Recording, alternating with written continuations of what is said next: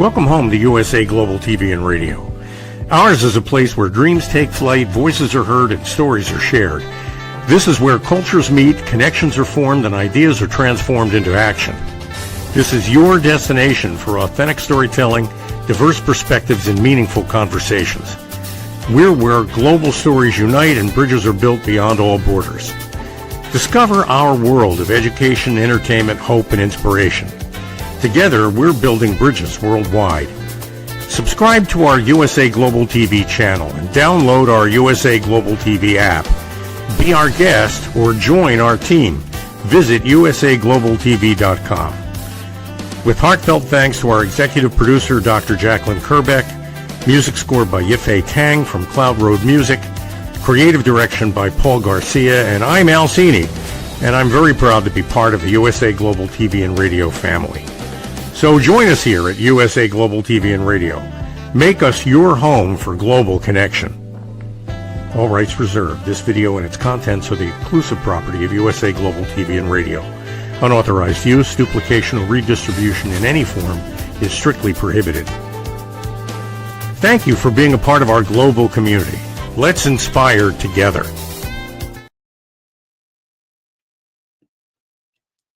Good morning, good afternoon, good evening. Welcome home to USA Global TV and Radio.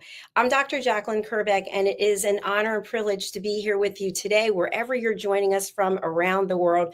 This is a brand new show. It's called Judgment, the Hidden Sin. And I'm super excited to be able to come to you every Wednesday at this time, whatever platform you're watching, please save the date, save the time. And this show is going to evolve with a number of people who are going to be joining me each week to talk about judgment in their area of expertise or how it's impacted them in their lives. We'll talk about on the show how I came up with this idea, what is the motivation behind it. But first, I want to introduce my co-host for today. His name is Al Cini. You may have just heard his voice on the introduction. Al has been with me since the very beginning. He is no stranger to television whatsoever. He has been on major networks for years, behind the scenes in project management and on the stage. He has been my mentor. He has been my collaborator, and he is my dear friend. Let's welcome Mr. Al Cini and find out what he is up to today. Welcome, Al. Good morning, Dr. Jacalyn. Thank you, as always, for inviting me. It's a pleasure to be here. And this is a terrific topic. Just great. Thank you, Al. Today's topic is judgment and toxic management, and you have extensive experience in the business world. You have helped so many people. As I mentioned in the intro, you have guided me and mentored me in so many ways to help grow my business. And you also have your own businesses and have been a mentor to many others. So let's get right into it and tell us, what is it that you're doing? We see the logo here, Pro Fit for Teams. What exactly is this, and how is this of value to our audience? Thank you, Dr. Jacalyn. I appreciate the opportunity to talk about what I do early on in this conversation. And then we're going to pivot to what you've done here, because it really is amazing. But anyway, I am, as you mentioned, a project manager, and that's the thing I do. And what any project manager wants, what any project leader yearns for every day, is the engagement, the participation, and the contributions, the practical contributions of the people in their teams to getting things done. That often conflicts with what a lot of people think the role of a project manager is, which is to, dare I say, criticize, nag, shame people along the way to make sure that they hit the marks they're supposed to hit. The frustrating thing, though, in project leadership is that the very act of doing that often suppresses the fundamentally proactive behavior that we want from the people who report to us. And those are judgments. And I want to talk about that in the broader sense of the workplace and how often judgment gets us less than we deserve, less than we need. But I want to start, though, with the whole subject of judgment and where it came from in your mind, Dr. Jacalyn. Where did you get the idea to write your book and to explore this topic? Well, thanks for asking, Al.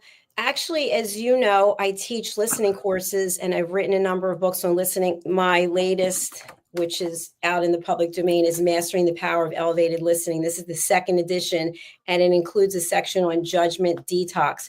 So I've included judgment as part of what it is that I teach, because I think when it comes to listening at an elevated level, you are unable to, as a human being, be fully present if you are judging someone else. And all of us judge and have judged. And my reason for bringing this is awareness. So when we are judging someone else, a light bulb goes off and we say, okay, I realize what I'm doing right now. I'm judging someone else. And that's really not what I want to be doing. Or when someone judges us, that we know how to react. So the latest evolution as to what brought me to my new book, which is Holy But Harmful, The Hidden Sin of Judgment, is I was having a conversation with someone and we were talking about religion and spirituality. And so the person said to me, God doesn't know you or love you because you don't go to church. And so I used to go to church, but I had stopped after my mother passed away. We used to go together. So it set me on a journey because I have a research-based mind with a doctorate. And I wanted to see, is there somewhere in the Bible that states that if you don't go to church, that God doesn't love you or know you? And from there, I started interviewing people, clergy people, peace ambassador people, people who are everyday Christians, people who are not Christian, just asking people for their thoughts about this subject. And hence, that's where the book was born from. You know, that is such an insightful realization on your part. And the interesting thing about the dynamic that you just described is the person who was offering the judgment didn't take credit for the judgment. They gave the credit for their judgment of you to the Lord God Almighty, which basically is me saying I must be right because I'm quoting God when I tell you what I'm really wanting to tell you personally. And that whole idea that sometimes religion masks a lot of passive aggressive behavior is kind of true, isn't it? Well, that's what I'm finding in my research. So my book, which will be out on September 23rd in honor, we're celebrating this month, International Day of Peace. I'm a peace ambassador. And in the book, and then we'll switch over to the topic for today, there is a lot of information which is scientifically based. Excuse me. It's based on scripture.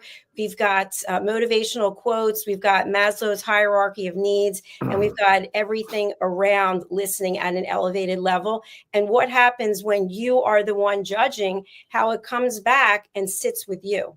So I'll leave the audience with this. I have very long nails and I get a lot of judgment about them. And part of the reason I've kept them, because they're not always the most functional, is I know that it bothers people. I don't know why it actually bothers people, but it really does. And people make a point to say something. Don't you think your nails are too long? And then I say, what's coming up for you when you see my nails? What is it inside you that is being triggered when you see my nails? So thank you, Al, for the question. And I'd love to go on to toxic management. So tell our audience, if you would, about your experience leading teams, and then with this wonderful product and suite of services, how you help people who are leading teams. I'm happy to do that. And thanks again for the opportunity. You know, I want to start with a shout out to my partner in ProFit for Teams. Her name is Lisa Manioki, and you know her pretty well, Dr. Jacalyn. We've appeared together in various programs of yours. And one of her coaching philosophies, in fact, her coaching program, separate from ProFit for Teams, is something she refers to as presence intelligence. And she makes the point that we begin our journey of forming an impression with other people often even before we enter the room with them, which means people aren't just judging you based on your fingernails or on the dress you're wearing or how dressed up you are. People are judging you on what they've heard about you before they've met you. People are judging you on what they see you're wearing or what they perceive in you even before you walk into the room. And so judgment is something we just have to live with. It'd be great if we lived in a world without it. But I'll leave you with it in terms of how it hurts in the workplace. It's a very complicated dynamic that actually boils down to a couple of really simple examples. If you're doing something and you're making progress at something, and I stop you, maybe even yell at you, because the way you're doing it is not the way I'd be doing it, then what I'm doing in that particular instance is forming a judgment that you perceive as exactly that. It's a judgment from me, a criticism of you from me, especially if I have a position of authority, especially if I have a perceived position of authority, which means you don't report to me. I'm a project manager. Most project managers don't manage the people in their teams. They facilitate the activity of the people on their teams, but they still have a kind of an implicit position of authority, and that position of authority gives criticism and judgment weight. And when I burden you with my judgment while you're doing something, the first thing you tend to do is stop doing what you're doing, because judgment is like a red light. As soon as I flash it, activity comes to a halt while people are trying to figure out what you imagine they should be doing instead.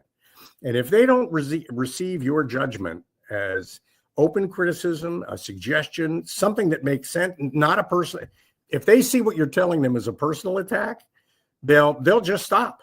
They'll come to a dead stop, which means you as a project manager have to do the whole project by yourself.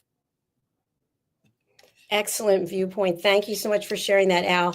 You know, I'm reminded of something that happened to me when I was in corporate, and I think it's in alignment with what you just shared. May I share it with you? Sure. When I was in corporate, I was calling on a huge global B2B company. I'm not going to say the name, obviously. And one of their lines of products was focused on hair care. And I thought when I went up to do the final pitch that I would align myself with their brand that we were putting this proposal for. So the item was something that you put in your hair for temporary color. And so on our CRM package software, I put out a poll asking our team members if they thought I should go with one color or another. So in other words, I'd have some streaks of this color in my hair. And I was at a company dinner before the pitch, and one of the senior executives said to me in front of everyone at the table, "Jacalyn, remember when you call on XYZ company that you're representing this company, and don't go in there looking like a hooker." And the whole table just stopped talking. And I felt totally judged. I felt like our client was being judged. I felt like hookers were being judged. I felt like there was so much judgment going on there. And yet I was subordinate to this person. And so I had to make a decision right then what I was going to do. Is it judgment, though, or is it envy with judgment as a mask? Do elaborate. Please do tell.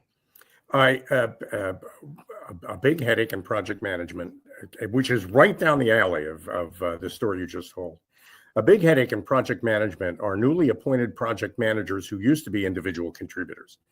As individual contributors, because they were really good, they were recognized. And one of the things an individual contributor likes by way of recognition is a promotion. Now, the next logical step for a highly qualified individual contributor is to make them a manager.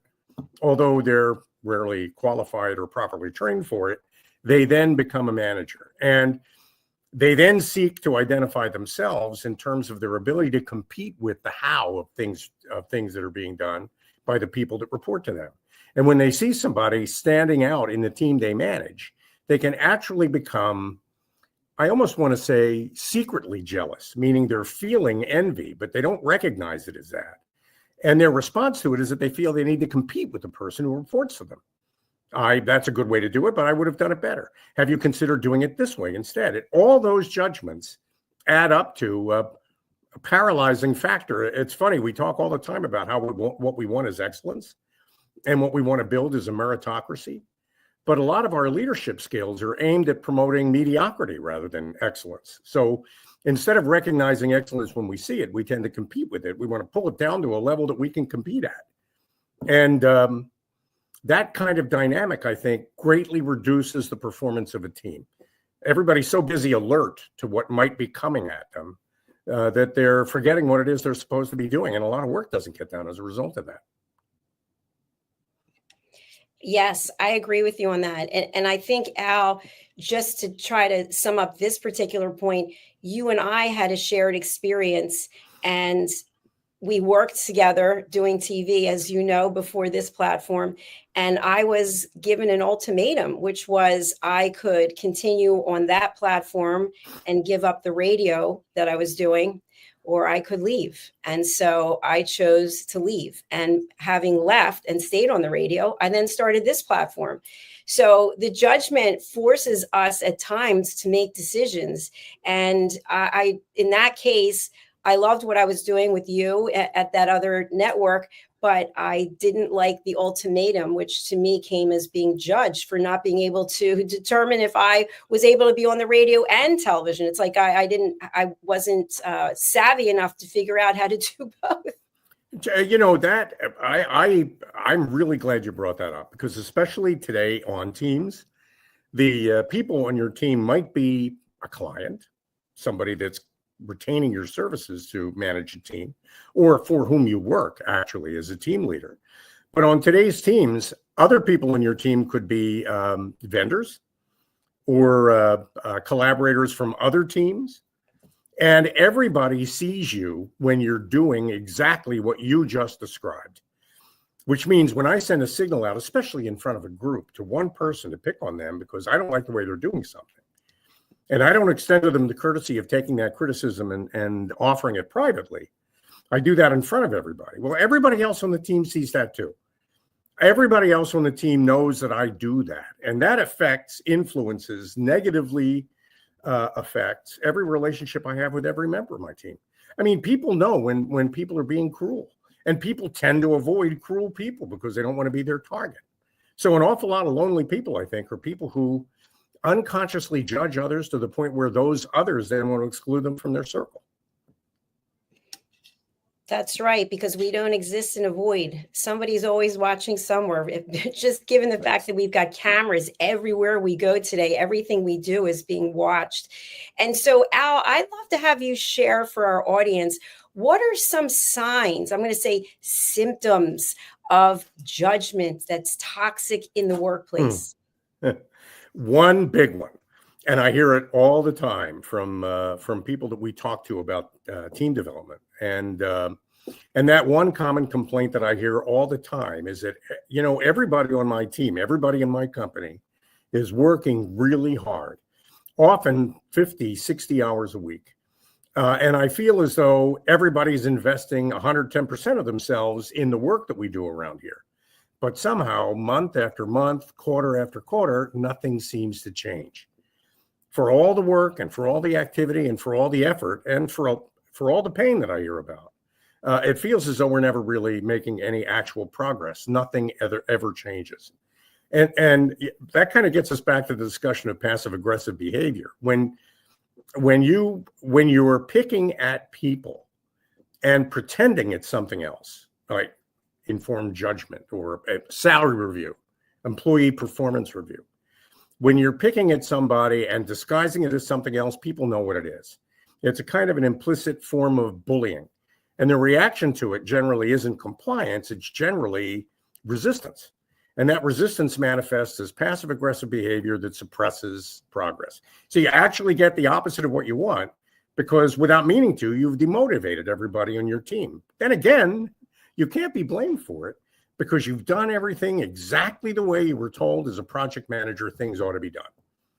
I mean, you call it judgment, I call it clear communication. You call it criticism, I call it helpful advice. And as long as I stay in the pocket of what other people will judge me for, which is, wow, he's a tough project manager. Well, tough project managers get lousy results.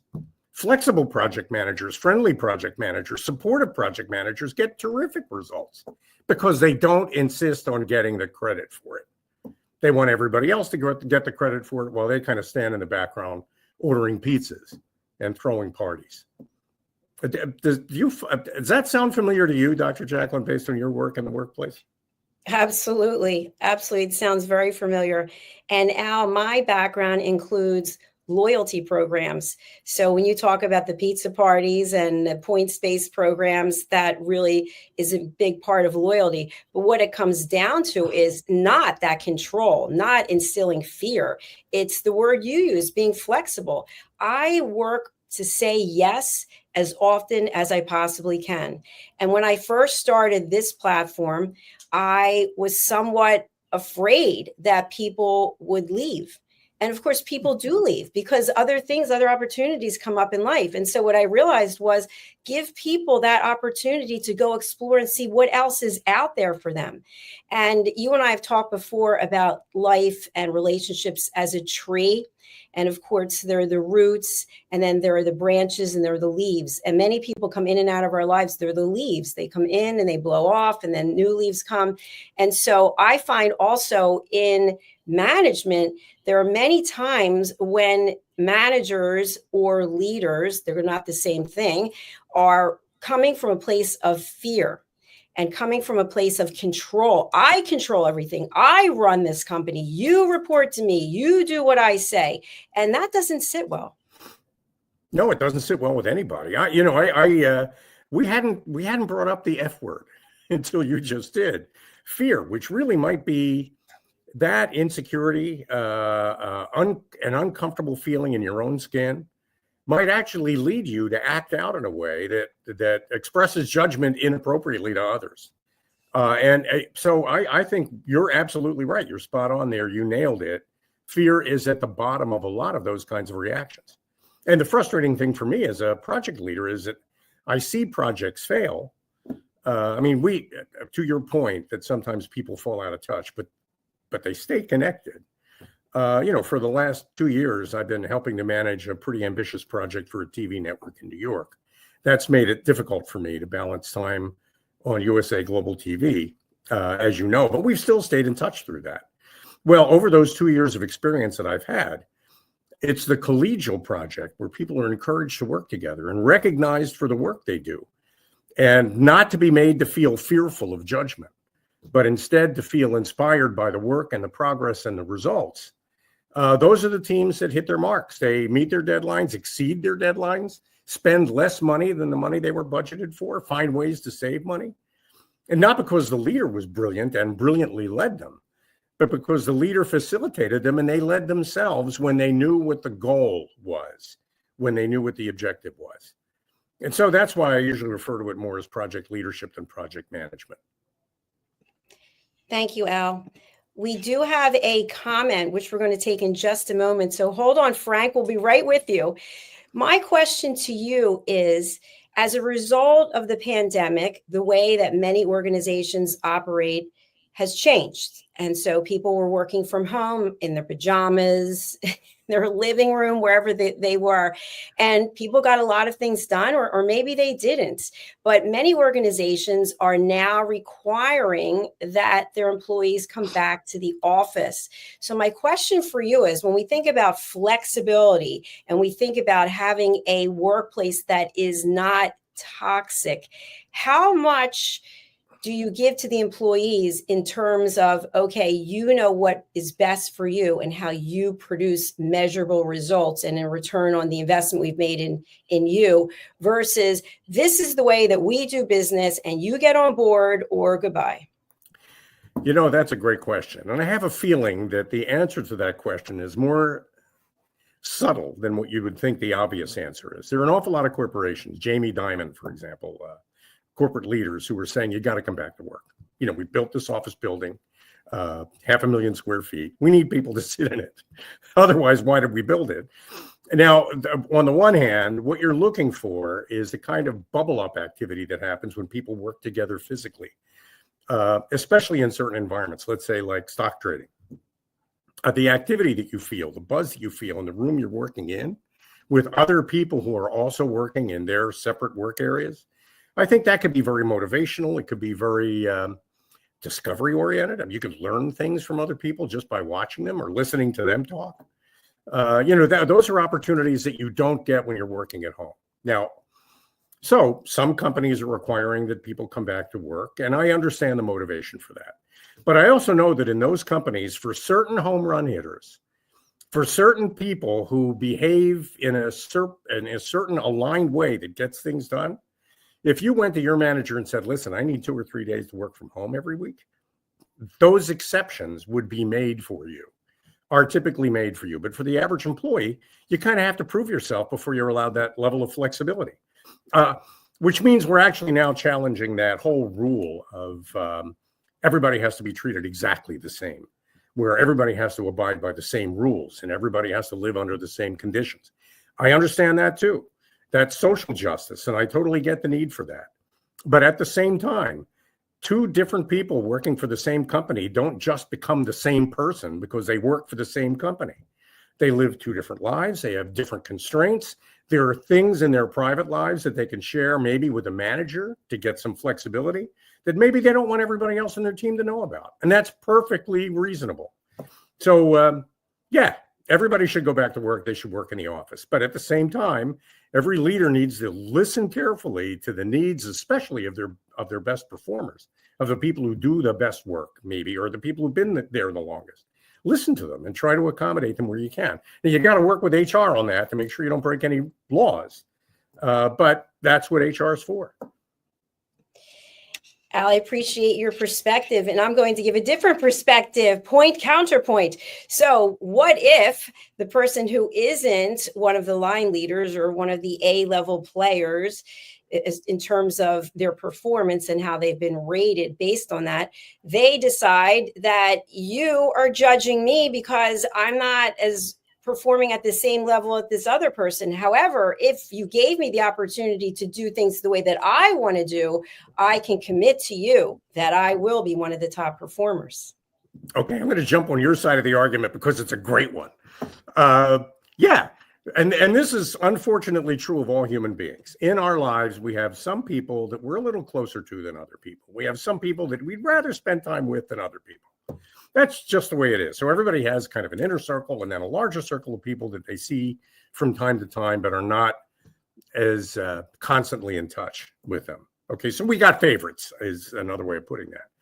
When you're a department leader, I don't want to just say project manager because it's true of anybody in a leadership position.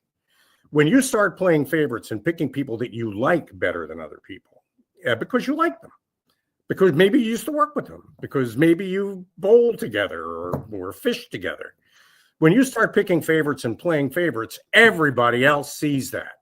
And they then legitimately can argue, well, the reason why you let Steve or Jane or Jacalyn work from home is because you like them more than you like me.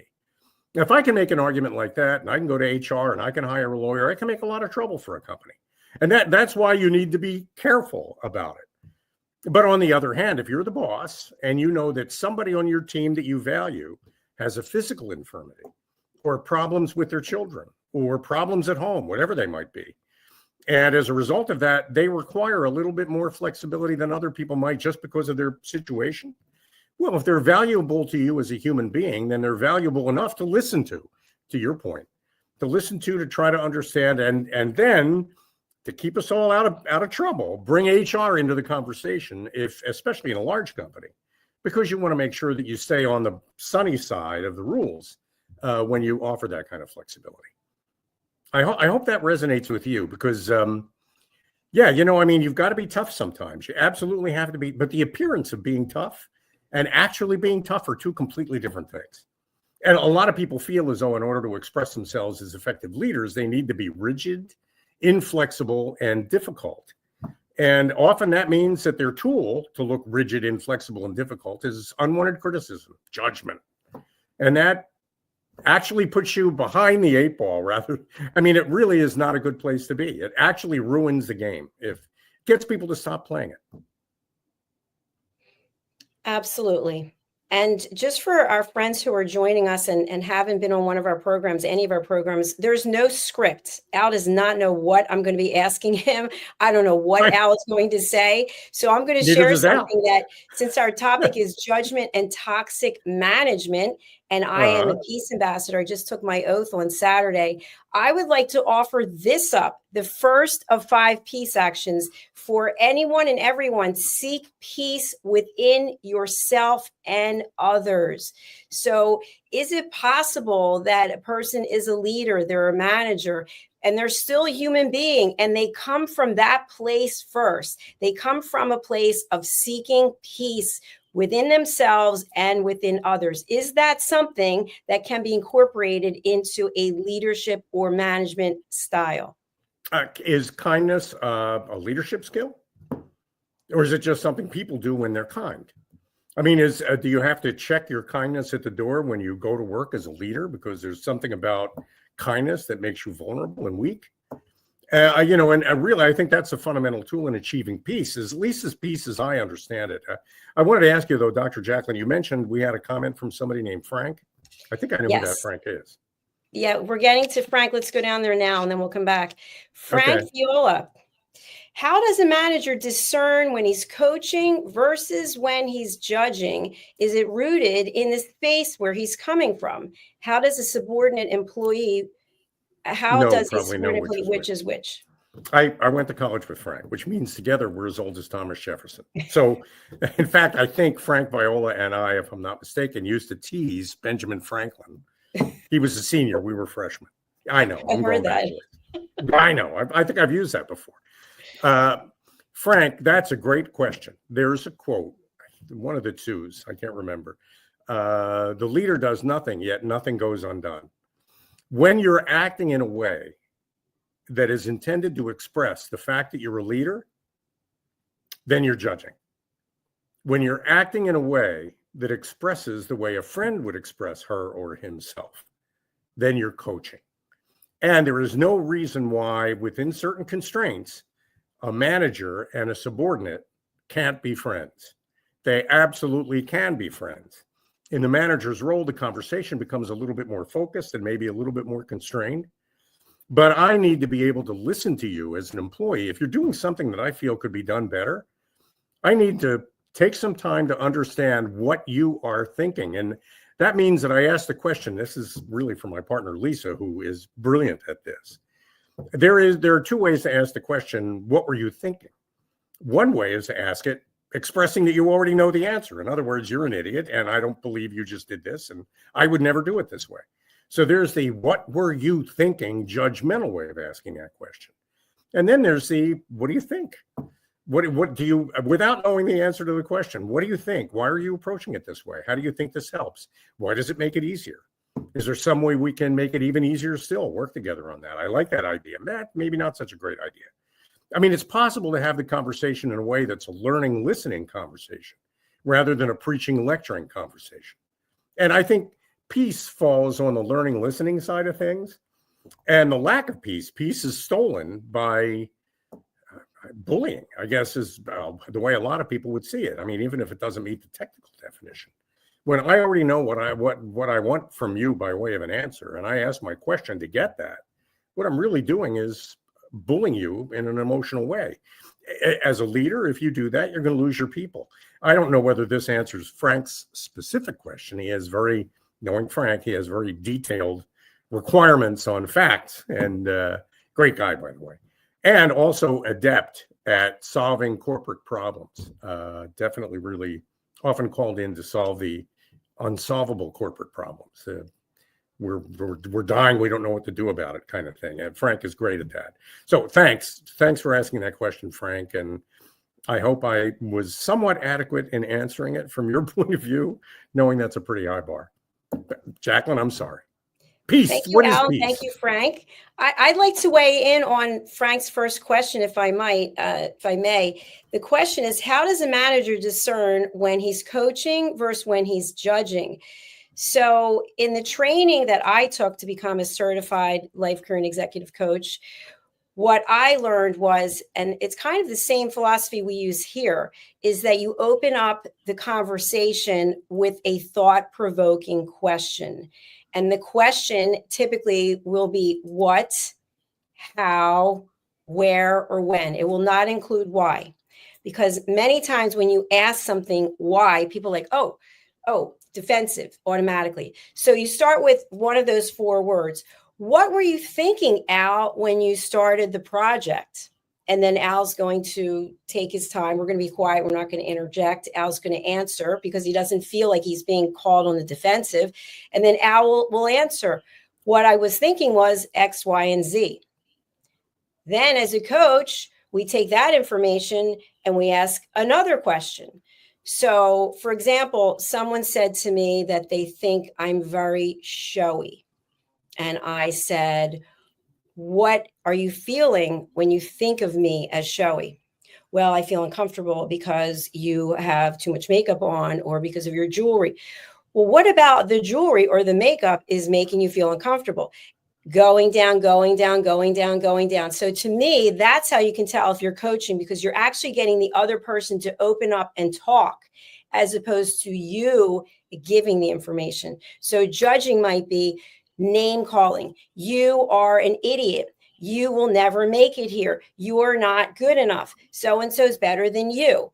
So to me, that is a way of distinguishing between coaching and judging. Thoughts, Mr. Cini? And my thought and reaction to that is obviously a state of peace. Since you're a peace ambassador, a state of peace needs to be maintained throughout that entire exchange.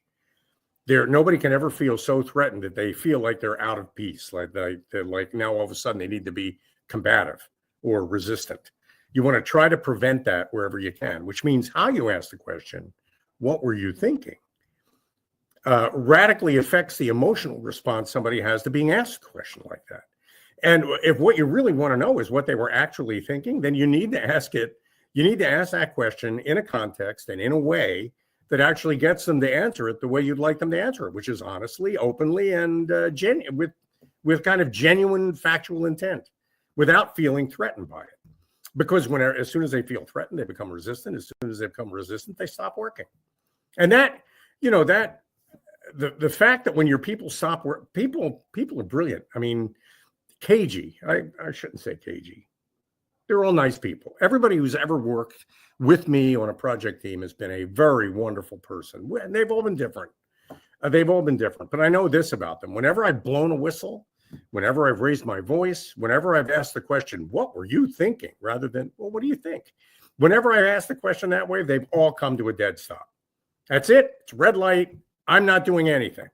And by the way, like I said at the top of it, when we talk to people that we work with, everybody around here is working really hard. They're working 60 hours a week, but I feel from quarter to quarter, from month to month, we're not making any progress. That's what you see. That's exactly the result of it. When you take peace out of the workplace, when making people feel threatened becomes part of the norm rather than the rare exception, that's what you get, and you deserve it. Thank you, Al. Excellent as always. And I'd like to add on to that, because I think this is really important, because people are watching the show and things are coming up for them, right? They're watching and listening to what you and I have to say, and they're probably judging us. They're probably judging us because that's how life is. No one's asked this question yet, but there may be people out there in a leadership position or a position of authority within the organization who are thinking, this is ridiculous. I get paid to produce numbers, and my team has to produce those numbers. I don't have time to handhold and, oh, Bill is sick today, or Susie's child is starting back to school. Well, yes, you do have to care about that, because these are the people who are the ones who are going to produce results and stand by you. And Al, what's the number one reason people leave an organization? The number one reason people leave in an organization, their usual number one blame is the person they report to. Usually it's their manager that causes them to leave. And not necessarily because their manager is bad, but because their manager makes them feel bad. I'm not calling my manager a bad person. I'm saying that my manager has found a way to make me feel bad about the work that I'm doing, often even though the client might like the work I'm doing. So I have this weird conflict between doing it the way my boss wants and doing it the way I feel it needs to be done. There should never be a conflict between those two paths. It should always be clear, and I should always have the support of whoever it is that's managing me, managing my activity. I should put it that way. mean, their job is to make sure that when we get to the top of the mountain, we're all at the top of the same mountain. I totally get that. But from moment to moment, I'm the guy climbing my face. I need to make decisions based on the cracks I see and the holes that I see and the ice that I find and the water I see. Which means I need to I have to climb the mountain by myself. My leader's job is to make sure when I get to the top, I'm where everybody else is. If we can all play it that way, we'd all get much better results out of each other. And often I think managers discover that some of the most valuable people on their teams are the people that they're not friendly with, that they don't spend very much time with, or the people that maybe they would say they don't like. But just because you don't like them doesn't mean they're not a resource and that you can't do something to inspire them to make a contribution that needs to be made. And that's a responsibility we all have. And one last thing on Pro Fit for Teams. I completely agree. Nobody has the time for this. Nobody has the time to work with their teams. Nobody knows or even knows how to approach their people as people. Well, I've managed a lot of really demanding, highly technical project activities. I can tell you from my own experience, spending time with the people and making people feel like they make a difference gets the most technical engineering problems solved, the most complicated engineering solutions achieved in the shortest possible time at the lowest possible cost. And in Pro Fit for Teams, which is what we do commercially, we get it done in half a day because we know how. There you go. Pro Fit for Teams. It's for everyone who is interested in having a workplace that is not filled with toxic management.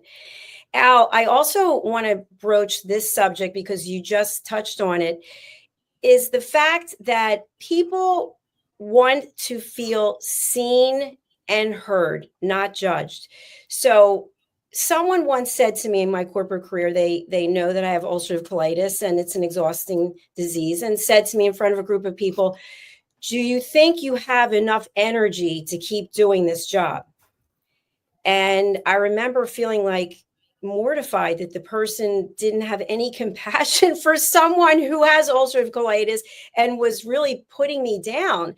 And so someone else came up to me later and said, how can I support you during this time when you're going through this illness? And I thought, wow, the same organization, two people, one person sees me, validates me and my feelings without actually knowing what they are, and the other one was judging me. Who's going to get the most out of you? Exactly. Who are you going to work harder for? I mean, if you got to take a bullet, who are you going to take a bullet for? I'd step out of the way of the first guy and make sure the bullet got to him. Well, Al, my question for you is, how difficult is it to switch our mindset from go, do? By the way, I just want to add this in. I literally heard someone say this recently, is that we churn and burn people. I didn't comment, but the person said, we bring them on, we invest the money in the training. They've got 2 weeks. If they don't do it the way I say that needs to be done, then they're fired. And I thought to myself, how long is this company going to stay in business? Because I don't see this as a model that is going to be a place where people feel respected and heard. It isn't at all. And, a lot of people think that, let me answer your question, if I may, in terms of the dynamic. In order for somebody to feel comfortable at USA Global TV, for example, or in any company, in any not-for-profit, in any endeavor, on any team, no matter what that team is, including a family, including inside a family, in order for somebody to feel comfortable in a family, they need to have answers to 3 questions. The first question is, who am I? Am I special here? Do I have gifts that are needed by this family? Do I make contributions that matter to people? Am I equal to this? That's number 1. Number 2 is, who are you? Of all the other people in my family, can I rely on you? Can I trust you? Are you somebody who's going to backstab me? Or are you somebody who's going to support me if I need support? That's question number 2. And those 2 questions are widely explored in the field of coaching, widely explored. And they need to be. And you know this, I think, Dr. Jacalyn, from your own experience as a coach. I need to know who I am. I need to know who you are. And then the bigger question is the question most people don't know how to grapple with. I shouldn't say never do. They're grappling with it all the time. They just don't know how to ask the question. And that last question is, who are we? Now that I'm comfortable with who I am in this family, and that I'm comfortable with everybody else and know where they're coming from, and know that I can trust them and believe in them in this family. That last question is, who are we as a family? Who are we? How do we present as though we were a virtual person walking the world? What's the difference we make together? When I start organizing my thoughts around that third question, the answers to the first and second questions are givens and no longer necessary. I'm now focusing on what needs to be done rather than who's doing the work. And along the way, criticizing people that I think could be doing the work better if they just did it the way I would do it, which is the exercise of ego and judgment, and the opposite of what you want, and the opposite of what we do in the work we do, by the way. Al, I'd love to have you elaborate on this when it comes to actual teams in business.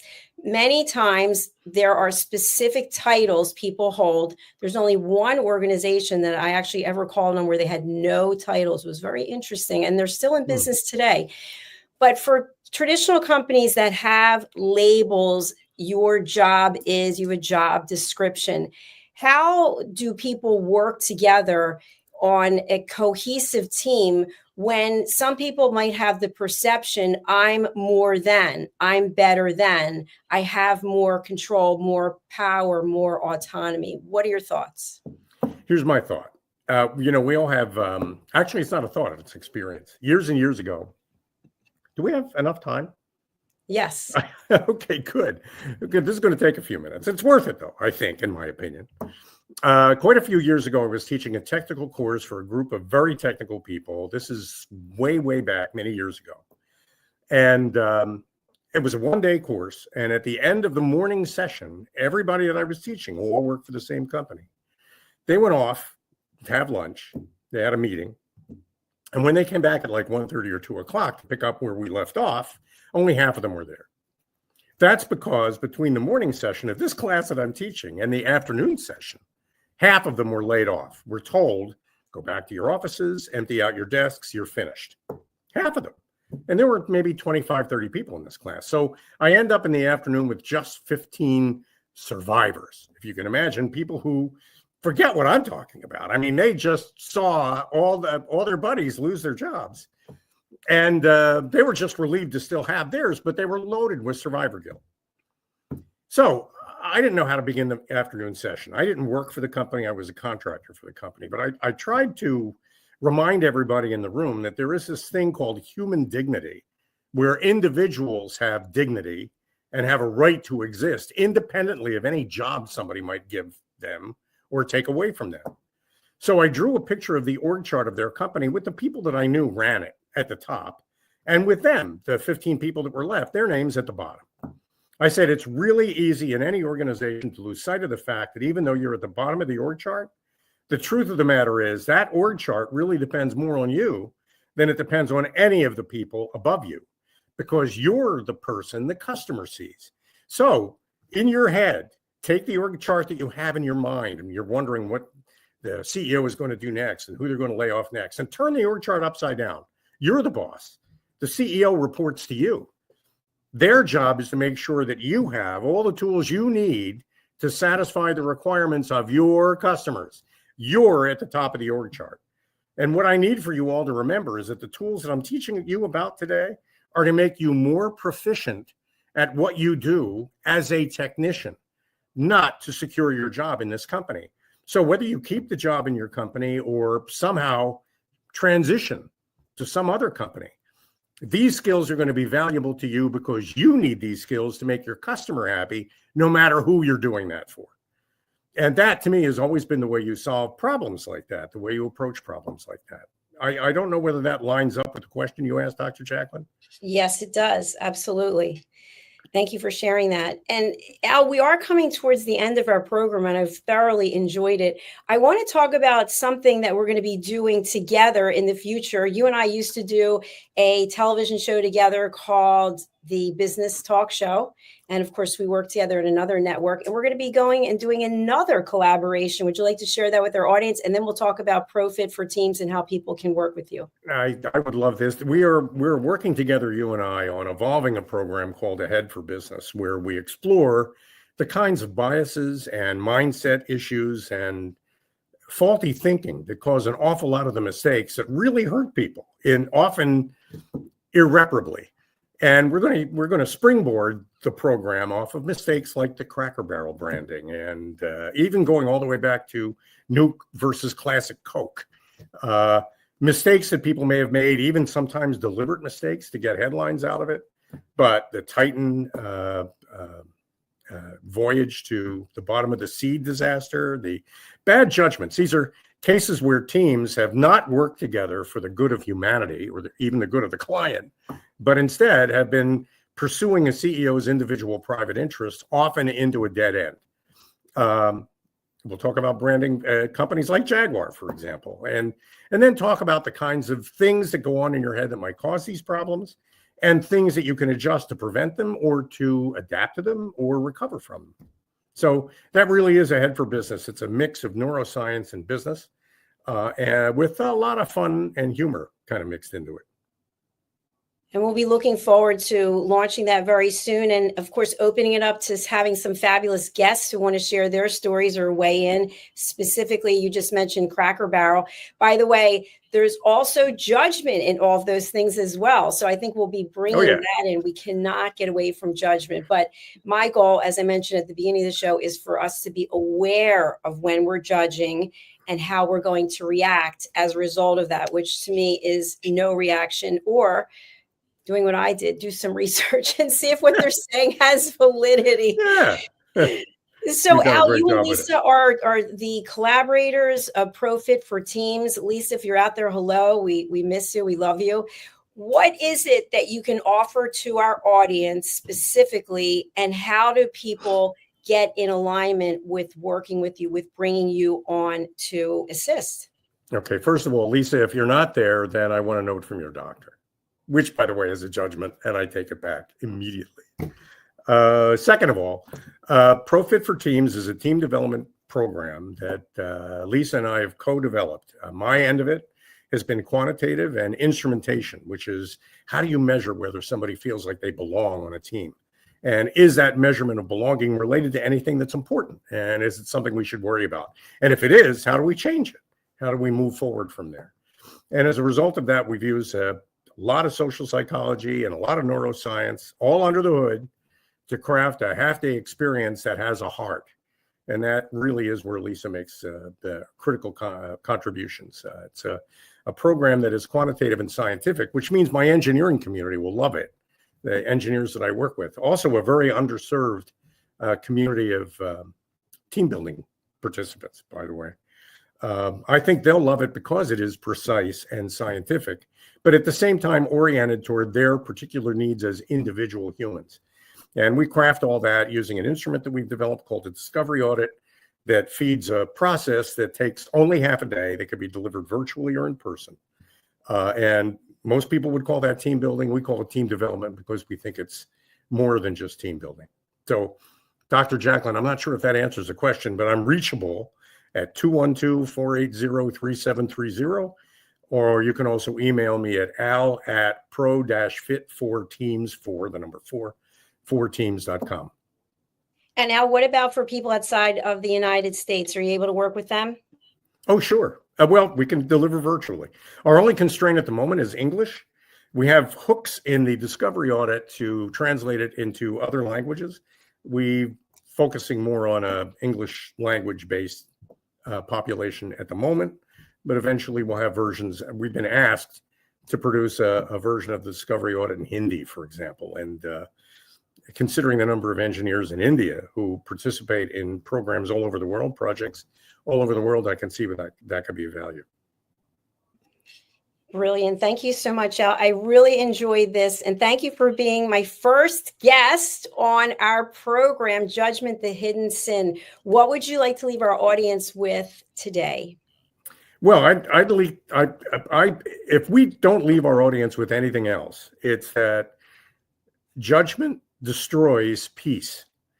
Peace, however you want to define it, however you want to understand it, is something you can't afford to lose if success is what you have in mind.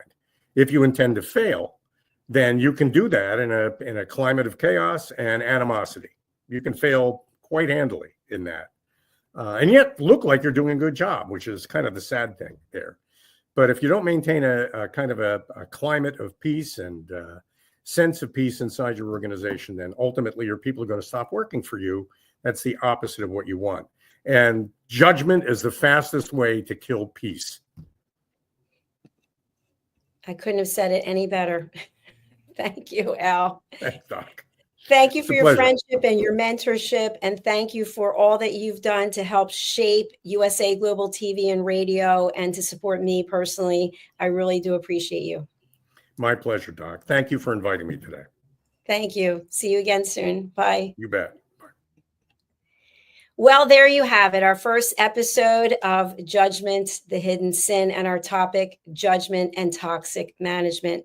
If you would like to be a guest and share your story, you can go to our website. I'm going to pull up the link. That's right, I'm producing the show and hosting it. Here is the link. It's in the show notes. You can go over there and you can book in. I think we have openings starting in December. And if we get really full, we'll open it up for a second episode each week, because I know all of us have been judged and all of us have expertise in certain areas. And if you'd like to share it, please do. Please go over and book in. What I'd like to leave you with today is that this show is not about judging anyone. It is not about judging any situation. It is about making us aware of what judgment is, when we're judging, and how we feel when we're being judged. And once we are being judged or we have judged someone, what is the next logical step? So I'd like to leave you with this. For me, I like to take the situation, whatever it is, and I give myself 10 minutes to feel emotional. So for example, when those comments were made earlier, I mentioned various scenarios. I'm much better at it today than I was before, but I'll give myself 10 minutes for boo-hoo, 10 minutes. I'm so aggravated, I'm angry. And then after the 10 minutes, I look for what is the solution. Sometimes the solution is not something that we really feel comfortable with. It might be the conclusion of a relationship. Maybe you thought that relationship, if we think of the tree, maybe you thought that it was the roots of the tree, but it turns out the relationship were just leaves on a tree branch. And that's okay. Don't judge yourself for making a decision to let go of something. Maybe someone's saying something to you because it's really about them and they're not aware of it. Is it your job to teach them, to coach them? I can't answer that. Only you can answer that. Because will your response include more judgment?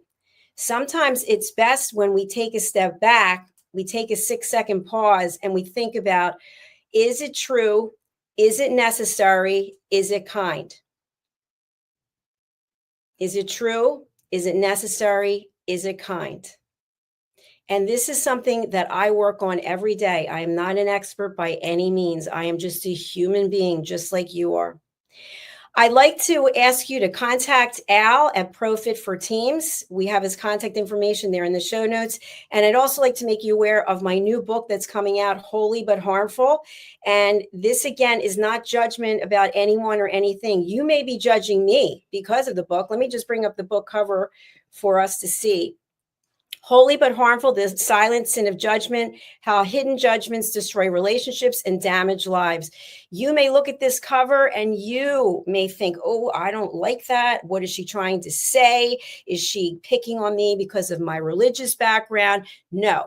The answer is no. If you are judging me for writing this book, maybe something that you can consider purchasing the book, because you don't know what's in there and you're just judging it. So that's what we do. You might judge the way I look, but until you get to know me, you don't know who I am. So you don't know what that book is about because you haven't read it. It's not available yet, but you can pre-order it on Amazon. So thank you for listening. Thank you for being part of today's conversation. As I mentioned, we're looking for you to share your stories. We currently have about 60 different television shows here on USA Global TV and Radio. We stream to 60 countries. And we have show hosts from all different parts of the world. We're also starting our our new show in French. I think today is the third episode, La Voix de la Garçon. I hope I said that right. And we have a new German show. I'm not even going to try to say the title of that, but that's starting in September 16th with Mr. Roland Friedel. So we're expanding, and we thank you for taking this ride with us. I would like to ask that you subscribe to our 2 channels wherever you're watching. You can still watch from Facebook and LinkedIn and wherever else. If you would kindly go over to YouTube and subscribe to our channels, we'd really appreciate it, because we get real-time information about who's watching, how long they're watching, and this helps us with our programming. And then finally, if you'd like to learn more, you can sign up for my course, Judgment Detox. This is a course for everyone. Again, we're not judging anyone or anything. We're just suggesting, if you want to have a life that is filled with peace, it's not some big pie in the sky dream. You personally want to have inner peace. I ask you to consider 5 peace actions from the World Citizen Peace Organization. Seek peace within yourself and others. Don't point the finger. When we point the finger, it's your fault. It's your job. It's your responsibility. This thumb is pointing back at me. It's my job. It's my responsibility. It starts with each and every one of us. Reach out in service. Help someone else. Look around you. Who can you help? It doesn't have to be monetarily. Protect the environment. There's so many ways we can do this. Respect diversity and be a responsible citizen of the world. Thank you again for watching. Thank you for listening. We're going to go over to our sponsors. We also have an entire line of logo merchandise. You can get a shirt if you're a fan, if you've been a guest, if you're one of our team members, if you're a sponsor, if you're just somebody who really likes what we're doing with our world-class education. Why not rep our brands? Actually, I have something right here I'm going to show you. This is one of the shirts that I wear on a regular basis. I just have it hanging up here, but I'm a top 10 TV show host. Really good quality shirts. And then I have another one here, which is really for anyone. Anyone can wear this shirt if you're an elevated listener. And we have an entire thing of hats and mugs. Here's our ad. Check it out. Thanks for being here, and we'll see you again next week. Get ready to wear the brand that's changing the world of media. Introducing the official USA Global TV and Radio online store. From our TV show hosts to our incredible global guests, you asked, we delivered.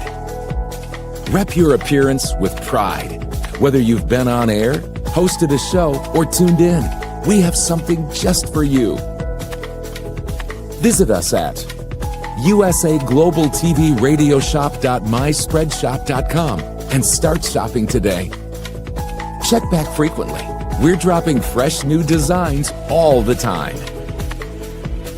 Showcase your role in our global community. These designs celebrate your voice, your story, your presence. It's more than just merchandise. It's a movement of hope, inspiration, education, and elevated listening. Head to usaglobaltvradioshoп.myspreadshop.com. Your spotlight awaits.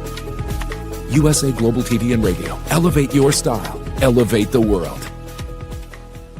USA Global TV and Radio proudly presents Tracy Cram Perkins, a dementia caregiving survivor teaching how to balance care with peace of mind.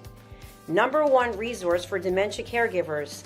It's the book Dementia Home Care: How to Prepare Before, During, and After. Over 17,000 copies sold of this must-have guide. And now a testimonial from Tracy Smith. If I was to describe this book to someone who is going through a similar situation, I would underscore how important it is to have some sort of a tool or a guidebook to help you through certain stages. And there's so many, it's such an unknown topic to the average person. And to have this as a reference is essential. It's going to help you get through it personally, as well as help your loved one manage. To learn more, go to tracycramperkins.com. Tracy Cram-Perkins is an award-winning author. She's also the host of Dementia Home Care television show. Watch it here on USA Global TV and Radio. Thank you, viewers and listeners of USA Global TV and Radio, for joining us today. We're honoured to have your time and attention as part of our global community. At USA Global TV and Radio, we believe in the power of authentic conversations, meaningful connections, and creating a world of possibilities together. Want to be part of something bigger? Join our team of elevated listeners at usaglobaltv.com, a space where your voice matters and your ability to listen transforms relationships. Stay connected with us across all our platforms for thought-provoking discussions, expert insights, and empowering stories.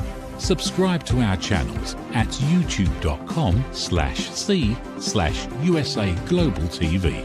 Follow us on social media and explore the endless opportunities we're creating for growth, learning, and inspiration. Together, we're not just broadcasting. We're building bridges and changing lives, one conversation at a time. For inquiries, contact us at info@usaglobaltv.com. Music by Johnny Dies. Produced by Executive Producer and Director Dr. Jacalyn Kerbeck. Voiceover by Mike Porter. Creative Direction by Paul Garcia. All rights reserved. Copyright 2025. Visit usaglobaltv.com to view our full terms and conditions.